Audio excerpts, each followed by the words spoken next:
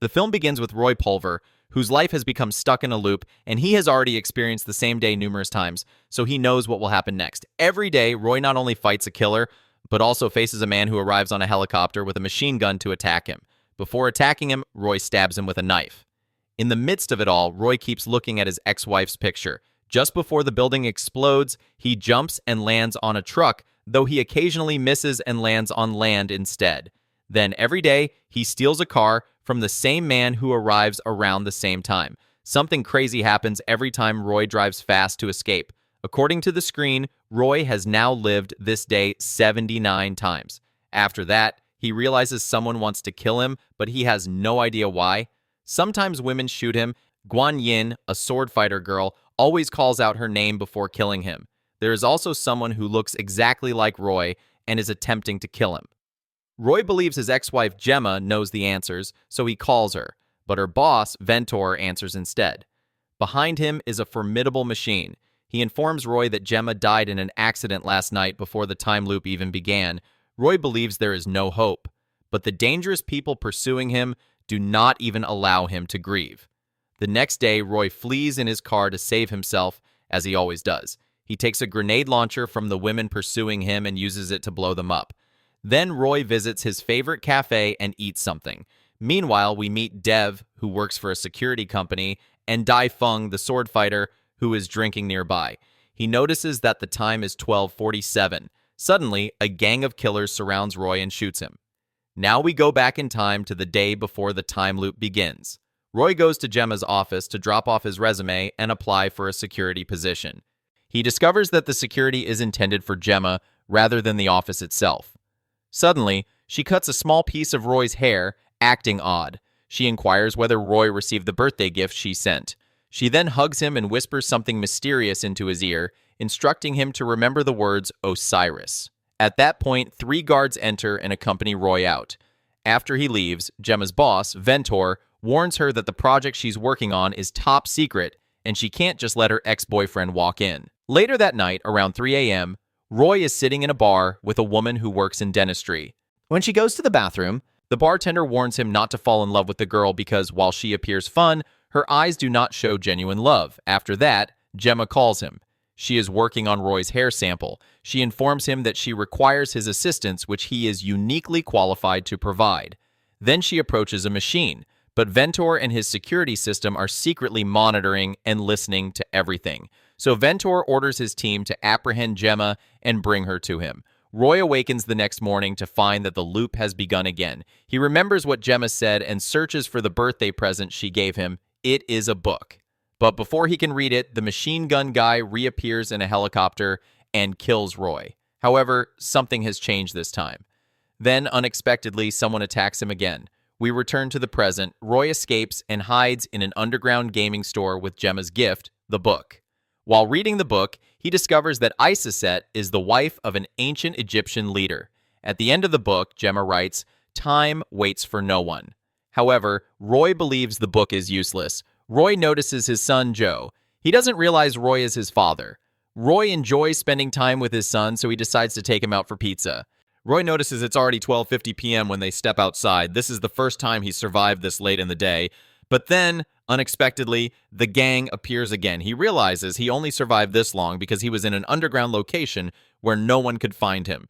Roy saves his son from the bullets and tells him in his dying breath that he is his true father. Roy sees love in his son's eyes at the very end. When the loop restarts, Roy awakens with a new purpose. This time, he asks the man who attacks him every morning, "Where did you place the tracking device?" Roy now wants to locate the tracker on his body. He goes into his favorite cafe's restroom and searches his clothes and body for the tracking device. But no matter how hard he searches, he finds nothing. Roy recalls the security guard named Dare, who is still at the noodle shop. Roy requests an answer. If you wanted to hide a tracker in someone's body, where would you put it? Dare responds, "The best place is inside a tooth."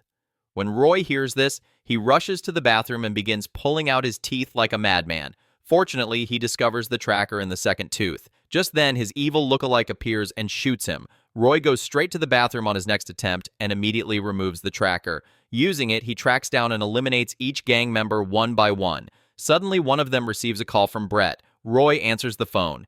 Brett challenges him, saying, If you're really brave, come and face me. But Roy does not back down. He drives straight to the laboratory. In his first attempt, he crashes into a wall and is killed by Brett. Roy, however, blows up the gate and storms into the lab on his next attempt. When the guards surround the car and begin shooting, they realize it's only a decoy. Roy detonates the explosives inside the car as soon as the guards approach it. It was a trap. He kills his evil twin and seizes his security badge. At first, the badge does not function. After a few tricks, he opens the lab door. But inside, Brett and his men are already waiting. Roy has no choice but to shoot himself to restart the loop and try again. Roy anticipates that they will be waiting when he opens the lift on the next attempt. Instead, he goes another route and kills them all. Then he confronts Guan Yin, the deadly sword fighter. Roy has a gun, but when he pulls the trigger, it is empty. Roy dies again due to overconfidence. He tries repeatedly to defeat her, but he never succeeds. She always kills him with one strike. In one loop, Ventor captures Roy alive. Before killing him, Ventor reveals his top-secret project, the Osiris Spindle. This machine possesses the ability to change history. It turns out that this machine is responsible for everything Roy is going through. Without Ventor's knowledge, Gemma uses Roy's hair to insert his DNA into the machine. That is why Roy continues to relive the same day. And Ventor clearly has no idea, otherwise he would not have explained anything to Roy. Roy reads the birthday book Gemma gave him again and realizes an important truth. No one can kill him as long as his DNA is inside the machine. He also realizes how much Gemma trusts him. Roy is fired up again, but he still has to defeat Guan Yin. Instead of fighting, he visits a noodle shop and meets Dai Feng, a legendary Chinese sword master. Roy asks him directly to teach him sword fighting. Feng quickly agrees and states, "One day is enough for me." Every day, Roy comes to Feng to learn sword fighting. He gradually improves. Roy is finally ready on his 174th attempt.